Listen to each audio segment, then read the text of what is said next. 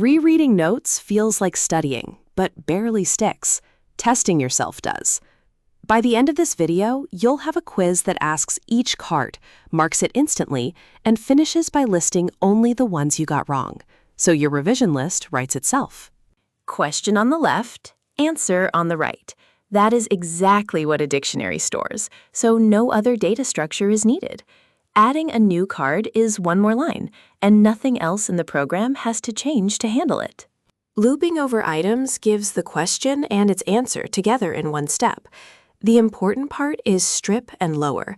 A human who types capital T Tokyo or leaves a trailing space meant the right answer, and a quiz that marks that wrong is just annoying. Normalize before comparing.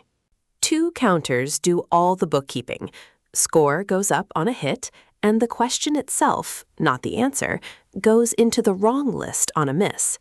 Storing the question is what lets the program hand back a revision list at the end instead of just a number. The percent format spec turns a fraction into a readable percentage with no maths of your own. Then the wrong list does the real work. An empty list is falsy, so the program says perfect run, and otherwise it prints exactly what to study next. And there it is, a real working project you built from scratch.